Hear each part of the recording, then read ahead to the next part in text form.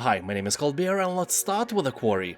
I would say that this is a usual slasher movie, except this time it's a game, where all the stupid decisions of the protagonist are made by you. So here you'll be in charge of a band of teenagers who decided to go to a distant quarry and celebrate, something. And things quickly took a turn for the worse. Hunted by blood-drenched locals and something far more sinister, your plans unravel into an unpredictable night of horror. Friendly banter and flirtations give way to life or death decisions, as relationships build or break under the strain of unimaginable choices, made by you, by the way. You will play as each of 9 characters in a thrilling cinematic tale, where every decision shapes your unique story from a tangled web of possibilities. Any character can be the star of the show or die before daylight comes, and it's all your fault. Honestly, this game is better played in the company of friends, or with your loving mother-in-law, so you could laugh and be scared together. It's a great game for your weekend. People on Steam are praising the game's replayability but bashing its short story. Only 10 hours of fun for this price is a bit expensive even on a sale.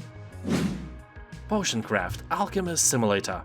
This is a really unique and satisfying game. Here you will learn how to make various potions, from rat poison to love elixir, which you can later give to your mother-in-law so she would love you more than her actual daughter. What a devious plan this is. Also here you can buy various ingredients from traveling merchants or grow them by yourself in your medieval garden. Game has about 90% of positive reviews for a reason. People on Steam are saying that Potion Craft is a really relaxing chill game without many restraints, like time that runs out. No, nothing like that here. Really simple yet thoughtful game. Keplerth.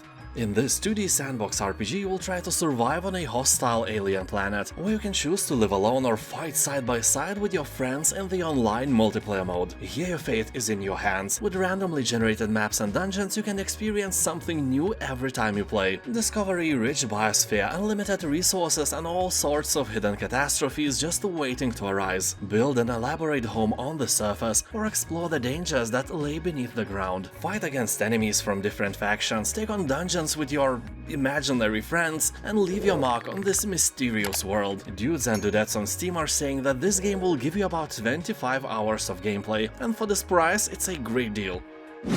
Wartales. It has been 100 years since the world saw the fall of the once great Edoran Empire at the hands of an unprecedented plague that swept the nation. So prepare to lead a group of characters in a huge open world where combat, death, and thirst for riches will shape and define your day-to-day life. You are not a special chosen one ushering in a new era of peace. Nah, your goal is solely to survive, well, and thrive in this harsh and hostile land. You can recruit from the vast array of new companions with numerous unique skill sets and weapon preferences, resulting in a plethora of possible builds. You will accept contracts that will take you on a task to defend, liberate, and save the many inhabitants of the land for money. You are not a hero, remember? Also here you will be able to collect bounties, from the most insignificant pathetic thieves to the land's most notorious figures. There is no such thing as a profit too small to take. Very wise words, probably many times spoken by Quark from Star Trek Deep Space Nine. Against the Storm.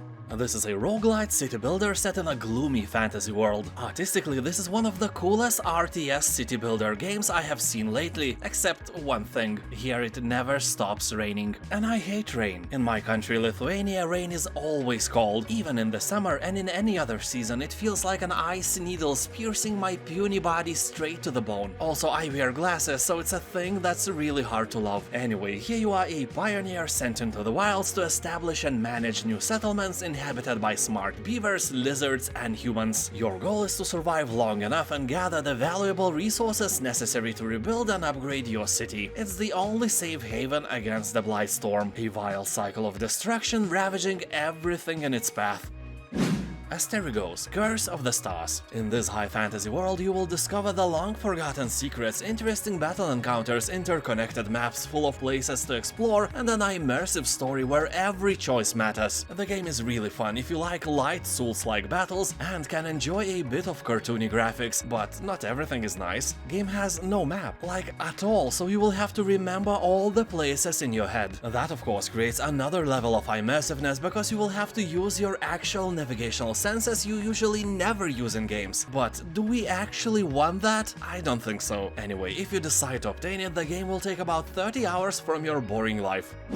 Cyberpunk 2077. A lot of people, including me, can't forget how bad the release of this game was, but developers worked hard, and from 5 warm milks out of 10, the game score has increased to 8 cold beers out of 10, meaning that this is a nice game and the price of 30 euros or comparable amount of dollars is actually a great deal. People love the game now, and if you have spare money and are thinking about what to play, Cyberpunk 2077 may be your choice. I'm not saying that the game is perfect, but a few major updates and fixes are slowly turning it into a game that it was supposed to be. You can already change your haircut and the police are teleporting a bit further away. It still literally feels like they teleport though, and that sucks. Recently, developers said that a complete overhaul of the cop system as well as a vehicle-to-vehicle combat is in the works. When it will be updated, nobody knows, but that is a great news no matter how you look at it. 5 Nations. If StarCraft was mockingly called a Warcraft in space, then 5 Nations should be called a Warcraft in space, because it is following the same gameplay formula as Blizzard games, but everything is happening, you know, in space. But don't worry, this is not some grand strategy game or something like a homeworld where the distances are huge and everything is happening super slow. No, in 5 Nations the background is space, but all the action is the same as an old good base builder RTSs. The game gets little attention because it's an indie game and they have no money to make a huge advertising campaigns. I found it just because I was especially looking for games like StarCraft, and it still took me an hour to get to this game. Great thing is that you can play the demo version on Steam absolutely free and check it out with your own eyes. Although it's not easy to see where to download it. Look in the right column above information about languages and you will see the download button. 5 Nations managed to stay true to old school gameplay, voiceovers and even writing style, and that is great. Serial Cleaner.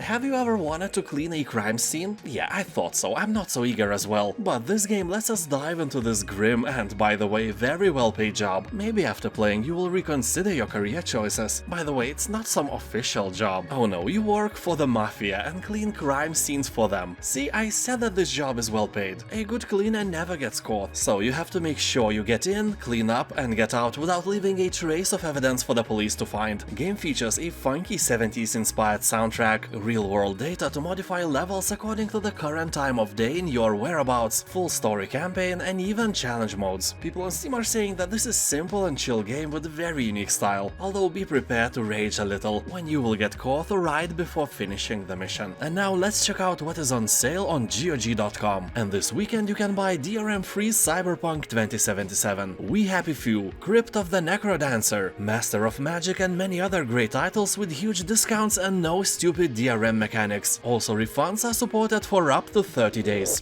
Bye, I'll see you next time. Have a nice day. Thank you for watching.